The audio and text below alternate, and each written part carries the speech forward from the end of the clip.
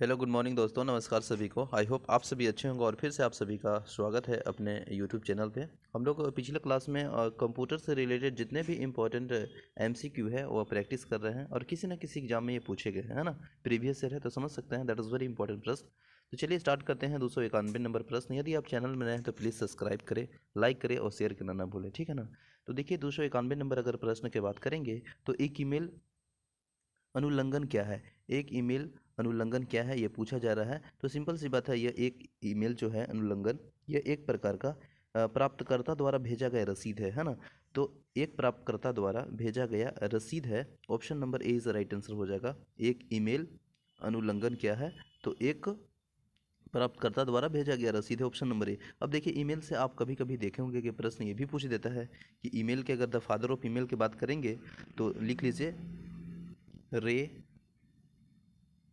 टमिल टमिलसोन, है ना, ये है। और ईस्वी में जो इन्होंने इन्वेंट किए हैं वह 1971 ईस्वी में, ठीक है। तो ऑप्शन नंबर आपका option number A right answer हो जाएगा। और ईमेल के अगर फादर की बात करेंगे, चाहे जिन्होंने सर्च किया है, खोजा है, तो उसका नाम है रॉय टमिलसोन, ठीक है। तो याद रखेंगे, ठीक है। नेक्स्ट प्रश्न है 292। किस शब्द के लिए वर्ण जो जी है यानी 2G स्पेक्ट्रम में इस्तेमाल किया जाता है। तो सिंपल सी बात है, यहाँ से 2G याद है, ठीक है ना, 3G है, 4G है ना। तो ये सभी अपने अपने जनरेशन की बात करते हैं, ठीक है ना। जैसे कभी कभी ये भी प्रश्न पूछ जाता है कि 4GL क्या है।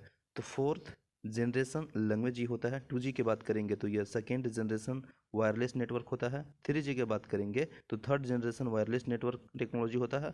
4G की बात करेंगे तो फोर्थ जनरेशन वायरलेस टेक्नोलॉजी होगा, ठीक है। तो इसी तरह पूछा है कि जी का मतलब क्या होता है, जनरेशन होता है। तो जनरेशन देखिए ऑप्शन नंबर कितने में है, तो जनरेशन आपका है ऑप्शन नंबर सी, यानी सी इज अ राइट आंसर हो जाएगा, ठीक है ना। नेक्स्ट प्रश्न देखेंगे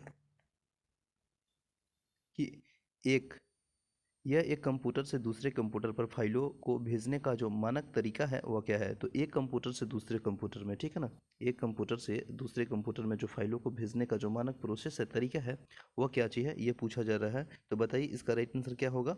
हाइपर लिंक, बिल्कुल सही, हाइपर लिंक यानी लिंक कर रहा है, option number D is right answer हो जाएगा, ठीक है ना। नेक्स्ट प्रश्न है 294। प्रयोक्ता में प्रोग्राम और हार्डवेयर के बीच निम्नलिखित में से मध्यस्थ यानी मीडिएटर के रूप में कौन सा कार्य करता है। तो इसमें कौन सा फंक्शन करता है यह पूछा जा रहा है। तो ऑपरेटिंग सिस्टम करता है, ऑपरेटिंग सिस्टम करता है, ऑपरेटिंग सिस्टम करता है, ठीक है ना। नेक्स्ट प्रश्न है 295। कंप्यूटर में उपयोग आने वाले जो आईसी चिप किससे बनी होती है। तो बताइए इसका राइट आंसर क्या होगा। बहुत इंपॉर्टेंट प्रश्न बार बार पूछे गए हैं। आईसी चिप किस चीज़ की बनी होती है, तो आपका आंसर क्या होगा बताइए। सिलिकॉन के, बिल्कुल सही, option number B is right answer हो जाएगा, सिलिकॉन, ठीक है ना। नेक्स्ट प्रश्न है 296। पोर्टेबल कंप्यूटर में कौन सा है जिसे आसानी से एक स्थान से दूसरे स्थान पर ले जाया जा सकता है। तो पोर्टेबल कंप्यूटर में कौन सा है जिसे एक स्थान से दूसरे स्थान में ले जाया जा सकता है। तो वो आपका है लैपटॉप, बिल्कुल, option number B is right answer हो जाएगा। लैपटॉप एकदम इजिबल है एक स्थान से दूसरे स्थान पे ले जाने के लिए पोर्टेबल कंप्यूटर में। तो ऑप्शन नंबर जो है आपका लैपटॉप यानी बी इज राइट आंसर हो जाएगा। नेक्स्ट प्रश्न है 297। 297 नंबर प्रश्न है कि द्वितीय पीढ़ी के कंप्यूटर में प्रयोग हुआ है। तो देखिए अगर हम बात करेंगे कंप्यूटर जनरेशन का, तो आप सभी जानते हैं कि कंप्यूटर जनरेशन में अगर देखेंगे तो फर्स्ट कंप्यूटर है, सेकेंड कंप्यूटर है, थर्ड कंप्यूटर है ना। तो फर्स्ट कंप्यूटर के अगर हम टाइम पीरियड की बात करेंगे तो 1942 से 1955 है। यस, 1942 से 1955 है, ठीक है ना। और दूसरा में क्या हो जाएगा, तो 1955 से बात क्या आ जाएगा, तो 1956। तो 1956 से आपका आ जाएगा 1964 तक। तो 1964 से दूसरा हो जाएगा। तीसरा में बात करेंगे तो 64 के बाद 65 आएगा। तो 1965 से 1975 तक ये थर्ड जनरेशन हो गया। फोर्थ जनरेशन में अगर बात करेंगे तो यहाँ पे 75 से खत्म हुआ था तो 76 आ जाएगा। तो 1976 से यानी 1975 से 76 से आपका आ जाएगा 1989 तक। अब फिफ्थ जनरेशन का कंप्यूटर है आपका, बता दिए 1990 से अप टू नाउ, ठीक है ना। तो ये हुआ जनरेशन। अगर आप फाला में याद रखने का प्रयास करेंगे तो फर्स्ट पीढ़ी के कंप्यूटर में जो हार्डवेयर यूज़ होता था वह आपका होता था, बताइए, निर्वात यानी वैक्यूम ट्यूब, जो कि आपका ऑप्शन ए में दिया है। तो ये फर्स्ट जनरेशन का हो जाएगा, ठीक है ना। और ट्रांजिस्टर की अगर बात करेंगे, ट्रांजिस्टर तो ये सेकंड जनरेशन में होता था। तो यहाँ पूछा है कि द्वितीय जनरेशन यानी द्वितीय पीढ़ी में कौन सा कंप्यूटर का प्रयोग किया जाता था। तो ट्रांजिस्टर ट्रांजिस्टर का प्रयोग किया जाता है, तो option number B is right answer हो जाएगा। लेकिन पूछ देता कि थर्ड जनरेशन में क्या हुआ करता था, तृतीय पीढ़ी में, तो आपका हो जाता है इंटीग्रेटेड सर्किट, जो कि ऑप्शन नंबर सी में दिया है, आईसी चिप है ना। तो आईसी का प्रयोग किया जाता है ये थर्ड जनरेशन में। ट्रांजिस्टर की बात करेंगे तो सेकंड में, वैक्यूम ट्यूब की बात करेंगे तो फर्स्ट में। ओके, एक बार रिपीट कर देते हैं, ठीक है ना।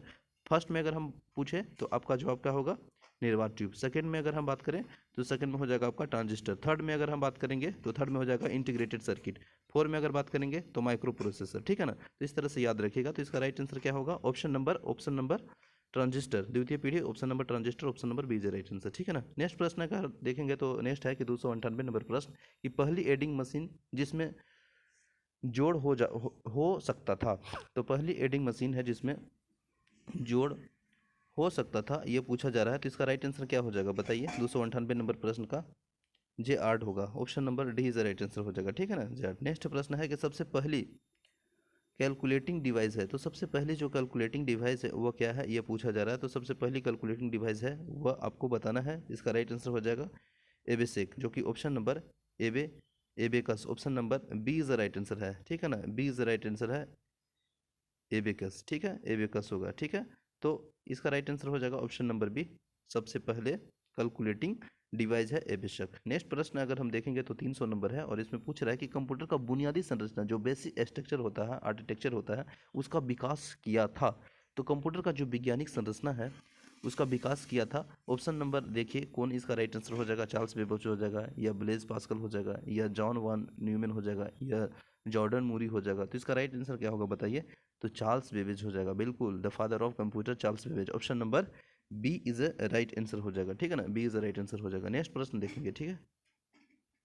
चलिए नेक्स्ट प्रश्न है 301 प्रश्न है, और इसमें देखेंगे कि निम्नलिखित में से कौन सा सबसे बड़ा, सबसे तेज और सबसे महंगा कंप्यूटर है। तो बताइए इसका राइट आंसर क्या होगा, सबसे बड़ा, सबसे तेज और सबसे महंगा कंप्यूटर है।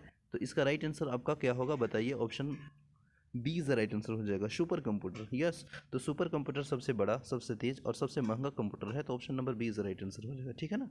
नेक्स्ट प्रश्न देखेंगे, सामान्य रूप से प्रयुक्त किए जाने वाला कंप्यूटर है। तो सामान्य रूप से जो प्रयुक्त किए जाने वाला कंप्यूटर है वो कौन है, आपका एनालॉग कंप्यूटर है, डिजिटल कंप्यूटर है, ऑप्टिकल कंप्यूटर है, या हाइब्रिड कंप्यूटर है, या इनमें से कोई नहीं। तो इसका राइट आंसर हो जाएगा डिजिटल कंप्यूटर, बिल्कुल सही, option number B is the right answer हो जाएगा, डिजिटल कंप्यूटर, ठीक है ना।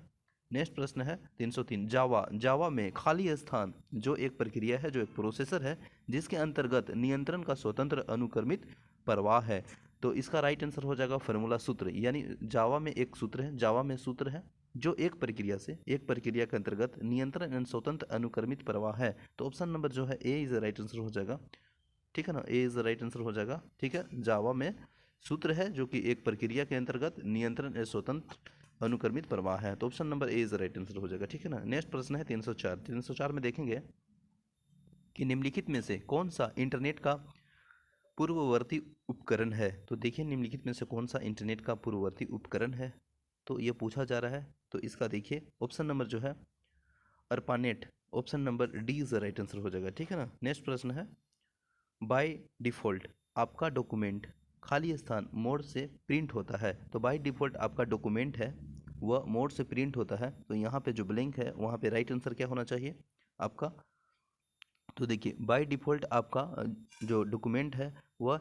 पेट्रियोटिक मोड में प्रिंट होता है। तो पेट्रियोटिक मोड जो कि option number B is the right answer है, ठीक है ना। नेक्स्ट प्रश्न है 306, निम्नलिखित में से कौन सा छोटा सिग्नल साइड नेटवर्क है। तो देखिएगा, तो आपका जो एल एन है, यानी ऑप्शन नंबर ए, वह छोटा सिग्नल नेटवर्क है, local area network. Option number जो है वो आपका ए इज द राइट आंसर हो जाएगा, एल ए एन, ठीक है ना, ठीक है। Option number A is the right answer हो जाएगा, एल ए एन, छोटा सिग्नल नेटवर्क है, ठीक है, लोकल एरिया नेटवर्क इसका फुल फॉर्म ही होता है। चलिए नेक्स्ट प्रश्न है 307, वर्ड वर्ड में पेज ब्रेक कैसे किया जा सकता है। तो देखिए वर्ड में जो पेज है वो ब्रेक कैसे किया जा सकता है। तो उचित स्थान पर कर्सर से रखकर कंट्रोल प्लस इंटर को प्रेस करने पे आपका जो है वो ब्रेक किया जा सकता है। तो जो आपका बी दिया है वो बिल्कुल राइट आंसर है, ऑप्शन नंबर बी, ठीक है ना। नेक्स्ट प्रश्न है 308, एक्टिव सेल में कनेक्ट क्या दिखाता है। तो देखिए एक्टिव सेल में जो कनेक्ट क्या दिखाता है, दिखते हैं, तो यह प्रश्न पूछा जा रहा है। तो वह जो दिखाते हैं वो आपका दिखाते हैं फॉर्मूलो बार, ठीक है ना, जो कि option number D is the right answer दिया है, ठीक है। तो D is the right answer हो जाएगा, ठीक है। नेक्स्ट प्रश्न है सेव की सेव की गई फाइल को ढूंढने और लोड करने के लिए, सेव की गई फाइल को ढूंढने और लोड करने के लिए, ठीक ना, सर्च करने के लिए और लोड करने के लिए खाली स्थान क्या होना चाहिए, ठीक है ना। तो इसका जो आपका देखिएगा, तो ओपन कमांड को सिलेक्ट करें, ये होगा। तो आपका जो सेव फाइल है और ढूंढने के लिए, लोड करने के लिए ओपन जो है, ओपन कमांड को सिलेक्ट करें। तो ओपन कमांड को सिलेक्ट करने के लिए होता है इसमें, जो कि ऑप्शन नंबर आपका D is the right answer दिया है, ठीक है ना, डी। नेक्स्ट प्रश्न है 310, और 310 में देखेंगे निम्न में से सबसे तेज कौन सा है। तो देखिए सबसे तेज अगर देखना है निम्न में से, तो सी डी रैम है, आर एम है, और रैम है, और रजिस्टर है, और कैच है। तो इसका जो राइट आंसर हो जाएगा वो आपका हो जाएगा, निम्न में से सबसे तेज है वो आपका रजिस्टर है, जो कि option number C is the right answer हो जाएगा, C is the right answer हो जाएगा। अगर हम बात करेंगे कि सी डी रैम का फुल फॉर्म क्या होता है, इसका तो राइट आंसर हो जाएगा ऑप्शन नंबर सी। लेकिन यहाँ पूछा जाएगा कि सी डी रैम का फुल फॉर्म क्या होता है। तो बताइए सी डी रैम का फुल फॉर्म, मैंने बताया था पिछले क्लास में, compact disc read only memory, बिल्कुल सही, compact disc read only memory, C for compact, D for disc, R for RAM. RAM का जो फुल फॉर्म हो जाएगा वो रीड ओनली मेमोरी हो जाएगा, ठीक है। अगर हम बात करेंगे, रोम है ना, ये रोम हो गया, रीड ओनली मेमोरी। अगर रैम के बाद फुल फॉर्म पूछे तो क्या होगा, random access memory, random access memory, ठीक है। चलिए, तो इसका राइट आंसर हो जाएगा ऑप्शन नंबर सी, सबसे तेज कौन सा है, तो रजिस्टर है। नेक्स्ट है प्रश्न है कि सब सब टाइटलिंग प्रणाली भारत में किस सॉफ्टवेयर कंपनी ने दी है। तो सब टाइटलिंग प्रणाली है वो भारत में किस कंपनी ने दी है, ये प्रश्न पूछा जा रहा है। तो जो आपका वो कंपनी है, सीडेक कंपनी ने दिया है, जो कि option number A is the right answer हो जाएगा, ठीक है। तो option number A is the right answer होगा। तो आई होप सेशन अच्छा लगा होगा। Thank you so much for watching this session. यदि आप चैनल में नए हैं तो प्लीज़ लाइक शेयर और कमेंट करना ना भूलें। तो चलिए मिलते हैं नेक्स्ट डे, तब तक के लिए बने रहें। जय हिंद।